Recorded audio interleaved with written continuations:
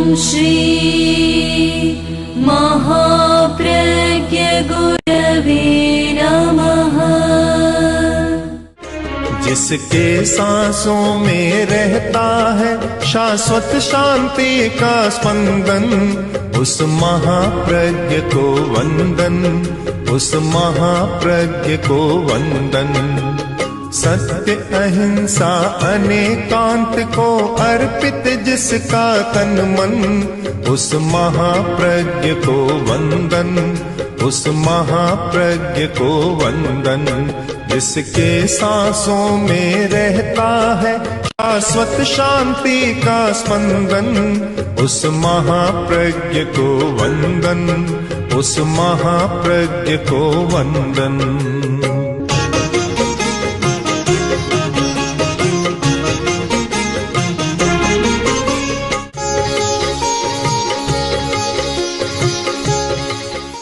चित्त की समाधि कैसे रहे, मन उलझन में न रहे और जिज्ञासा का समाधान भी होता रहे, अपने आप प्रश्न का उत्तर मिलता रहे।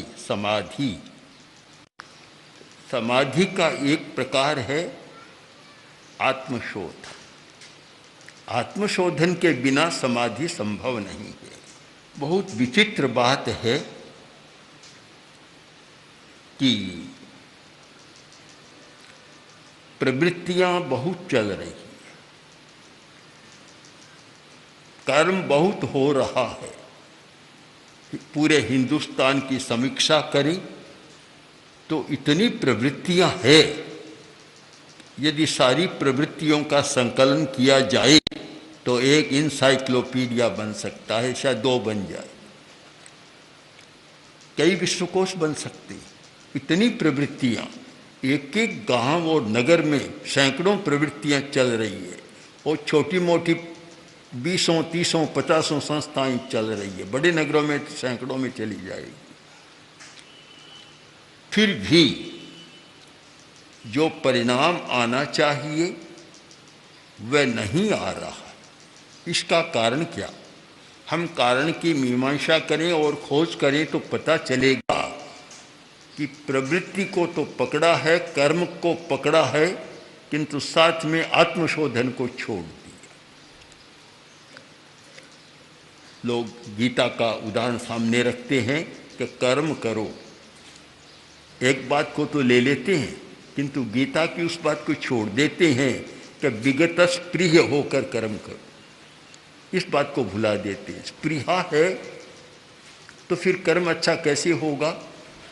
जो विगत स्प्रिय है, अनुद्विग्न है और विगत स्प्रिय है, उसका कर्म फलदायी हो सकता है, दूसरों को लाभ पहुंचा सकता है।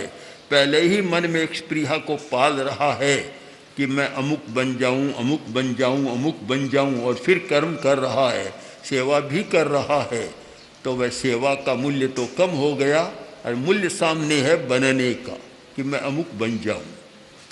ये जहाँ अमुक पद मिले, अमुक प्रतिष्ठा मिले, अमुक वैभव मिले और उसके लिए कर्म करें तो वहाँ कर्म प्रधान नहीं रहा, सेवा प्रधान नहीं रही, वहाँ तो प्रधान हो गया प्राप्तव्य, मुझे ये पाना है।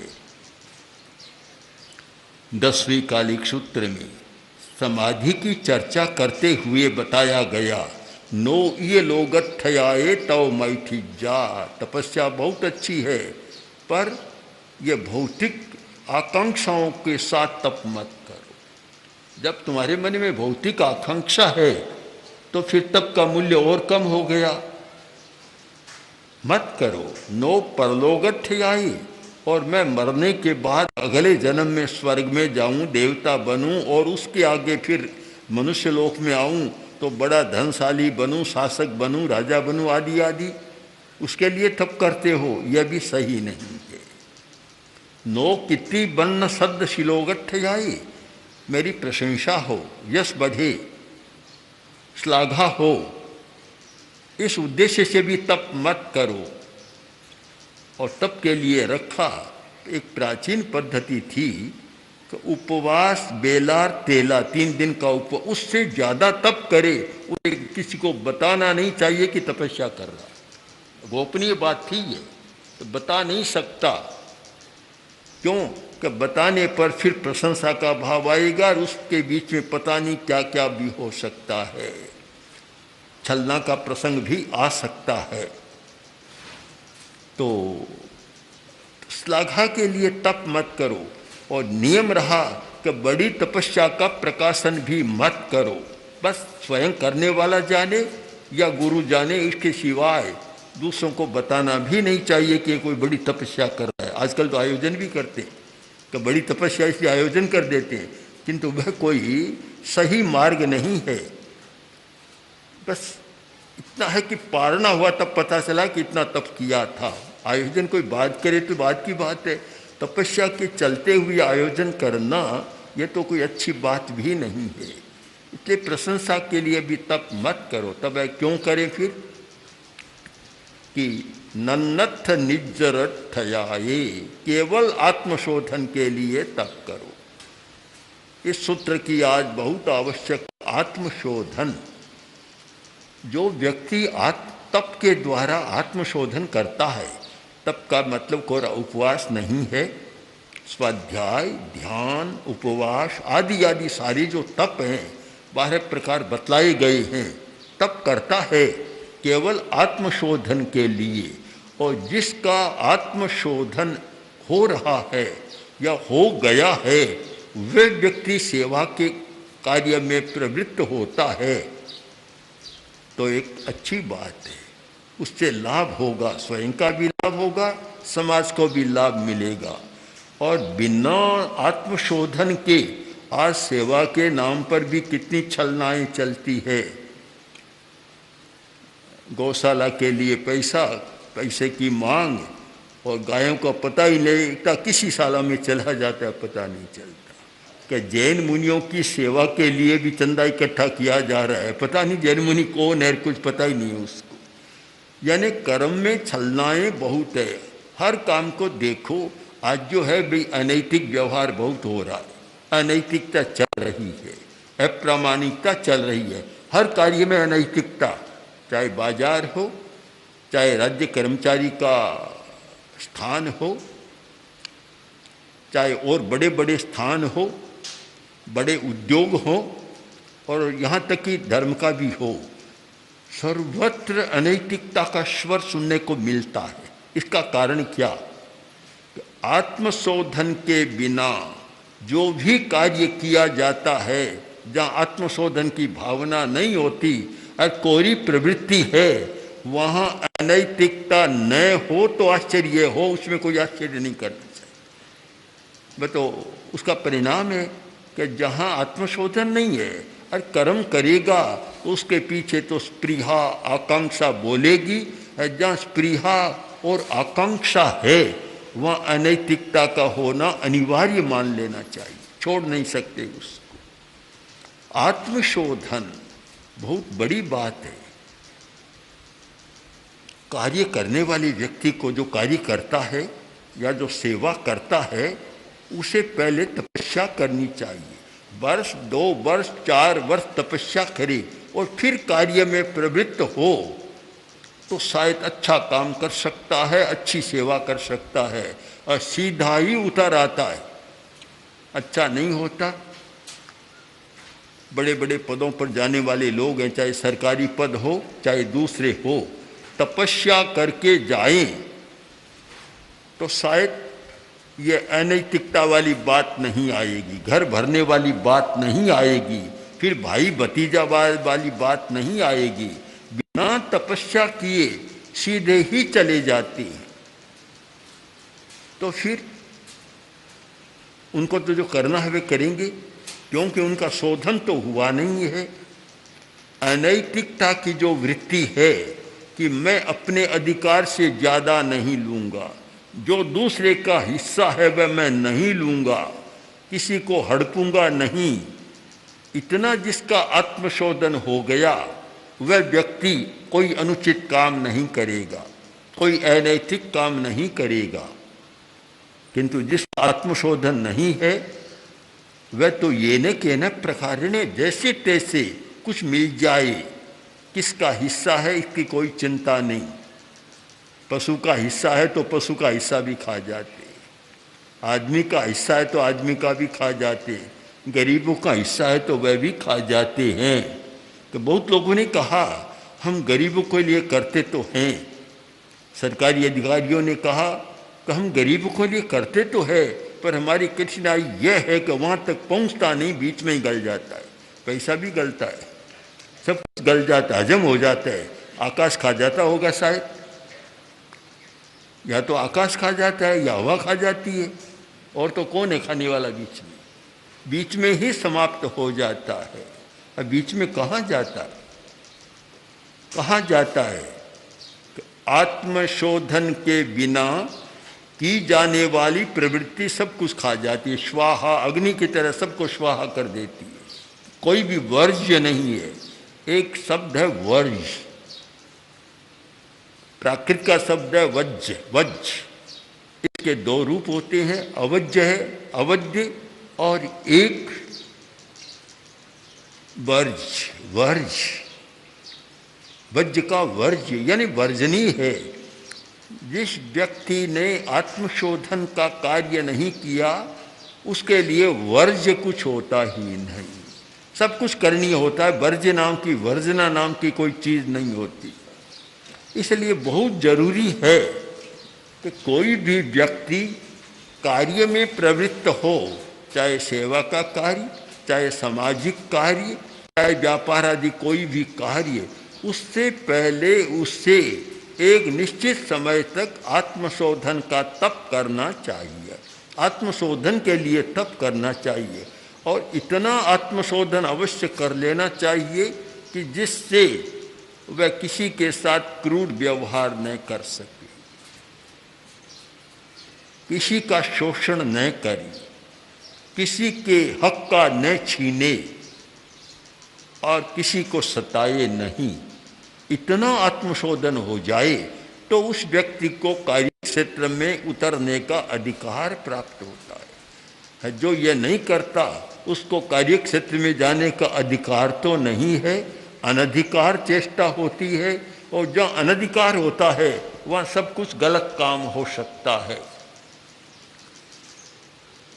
आज बहुत लोग धर्म के बारे में चिंतन नहीं करते, धर्म को आवश्यक भी नहीं मानते, निकम्मा मानते हैं, पुराने जमाने की गए गुजरी बात मानते हैं।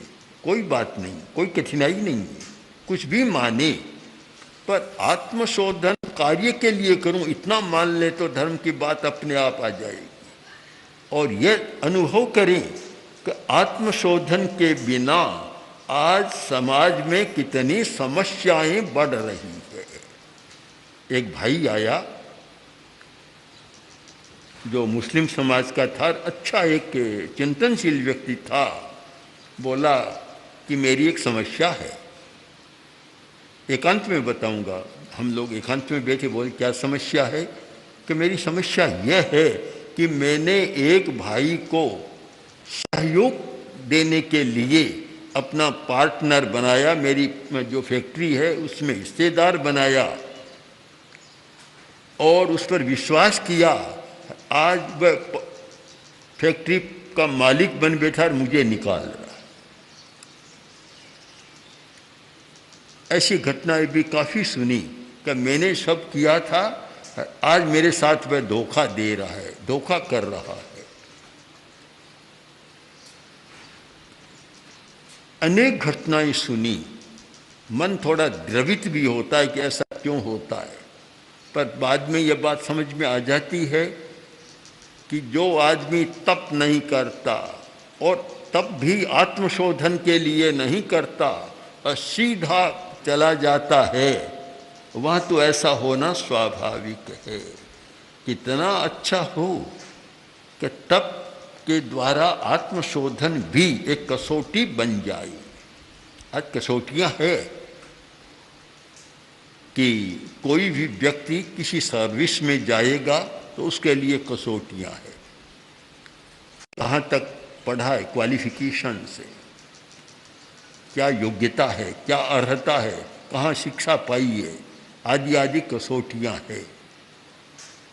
और आजकल बड़ी बड़ी कंपनियों में भी लेते हैं तो उन लोगों को लेते हैं जो चार्टर अकाउंट हो चुका है या बिजनेस मैनेजमेंट का एमबीए कर लिया है या सेक्रेटरी का कर लिया है, उनको सहज स्थान मिल जाता है, क्योंकि सब कसौटियाँ हैं।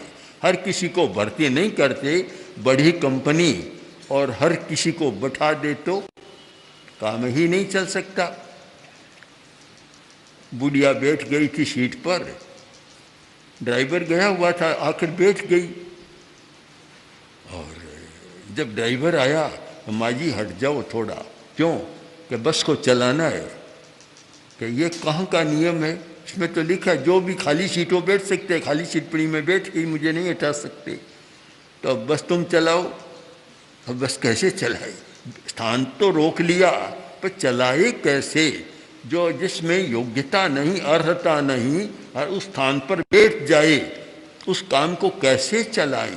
इसलिए हर व्यक्ति आजकल किसी को नियुक्त करता है सर्विस में तो पहले इंटरव्यू लेता है, फिर उसकी नियुक्ति की जाती है।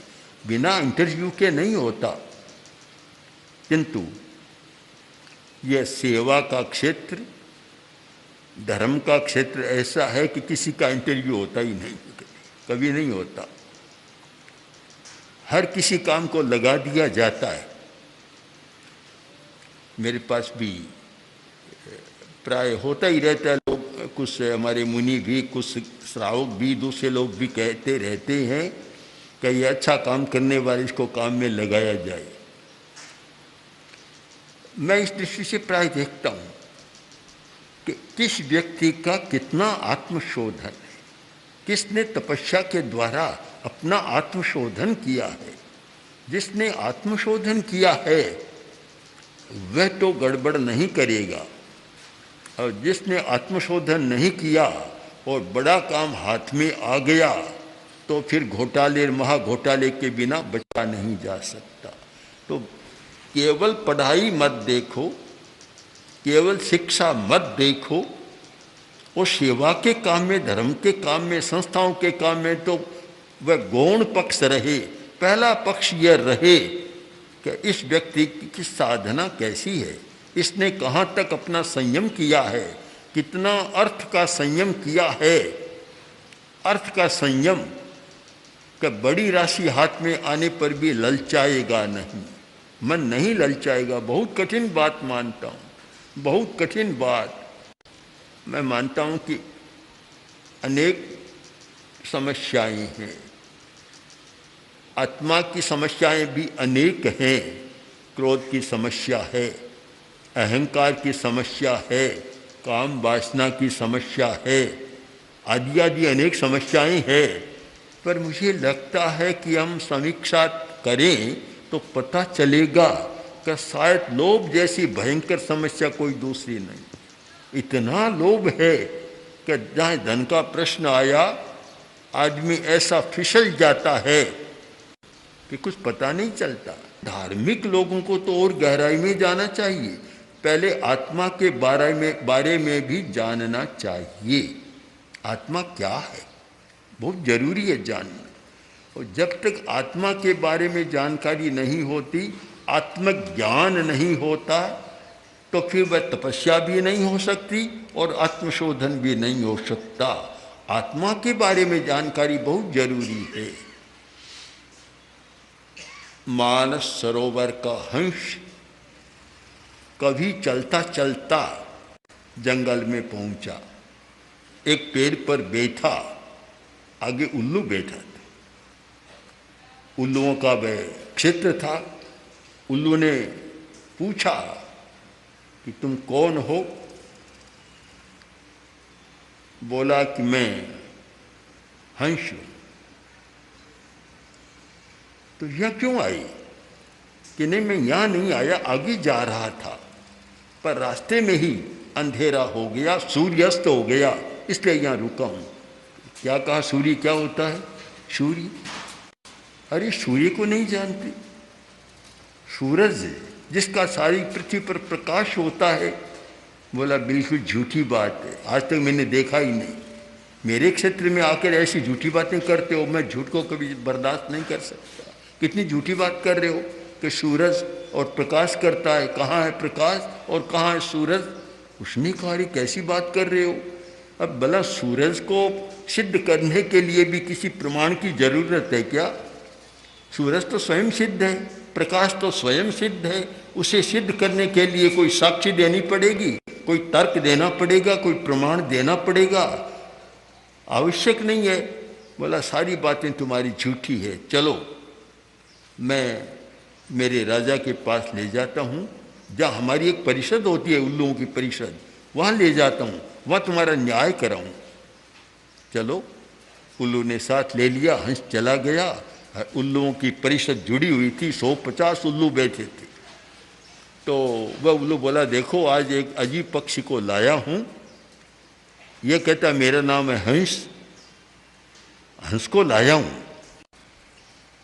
और ये एक बड़ी मूर्खता की बात कहता है।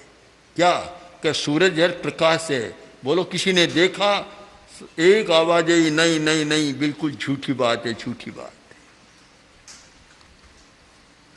अब उसे कहा तुम बोलो अपना पक्ष। उसने सोचा करूं क्या, सारी उल्लू की परिषद, अब मेरी बात कौन सुनेगा, कौन सुनेगा? मौन रहा।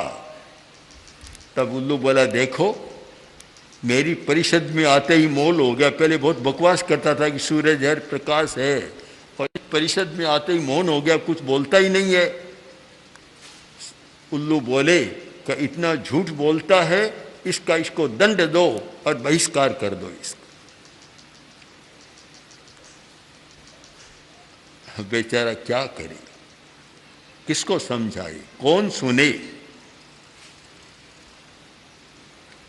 क्या यह स्थिति नहीं बनती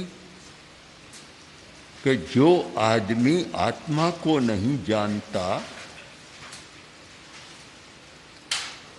क्या वह सूरज की बात को मानेगा? क्या वह प्रकाश की बात को मानेगा? क्या वह मानेगा कि आत्मा में इतना सुख है जितना सुख दुनिया में कहीं नहीं है? उसके लिए तो सारी झूठी बातें हैं। कैसे मानेगा वह? क्या वह मानेगा कि आत्मा में इतनी शक्ति है, इतना चैतन्य ज्ञान है, इतना आनंद है, सुख है? किसी बात को नहीं मानेगा। सब उल्लू हंस को झूठला देंगे, कोई मानेगा ही नहीं। धार्मिक का काम है कि सबसे पहले आत्मक ज्ञान करे, आत्मा को जानने का प्रयत्न करें, चेतना को जानने का प्रयत्न करें, चेतना को। और जब चैतन्य का ज्ञान होगा और आत्मा का ज्ञान होगा तो फिर आत्मशोधन की बात आएगी। मैं मानता हूँ वर्तमान में जो आत्मशोधन नहीं हो रहा है उसका कारण एक ही है कि आत्मा के बारे में किसी को चिंता ही नहीं है। बड़े लोग तो शायद अमर हैं, उनको न तो मरना है और न मर कर के कहीं नीचे जाना है। उनके लिए तो यहाँ भी सीट रिजर्व है, आगे तो एक रिजर्वेशन हो चुका है कि बस उन्हें तो सीधा ऊपर जाना है, और यह भी पता नहीं जाना है कि नहीं जाना, यही समाप्त हो जाना, चिंता की जरूरत ही नहीं। किंतु धार्मिक आदमी को अवश्य यह चिंता करनी चाहिए कि मैं कौन हूँ, कहाँ से आया हूँ, कहाँ जाना है और मुझे वर्तमान में क्या करना है। आदि आदि सारे प्रश्नों की मीमांसा और समीक्षा करनी चाहिए, तभी वह आत्मशोधन की भूमिका पर आ सकता है और न्याय कर सकता है, अच्छा आचरण कर सकता है, सबके लिए वह मान्य हो सकता है। इसलिए हम एक शब्द पर ही केंद्रित करें कि आत्मशोधन के बिना कोई भी व्यक्ति अच्छा काम संभवतः नहीं कर सकता। न्याय, नैतिकता, प्रामाणिकता, सच्चाई, इन सब का अनुसरण वही व्यक्ति कर सकता है जिसने अपना आत्मशोधन कर लिया। इसलिए हम आत्मशोधन के लिए प्रयत्न करें, तपस्या करें, और किसी उद्देश्य से तप नहीं, केवल आत्मशोधन के लिए। तो यह हमारी समाधि का हेतु बनता है। जो व्यक्ति आत्मशोधन के लिए तप करता है समाधि का हेतु बन जाता है। ओम श्री महाप्रज्ञ गुरवे नमः।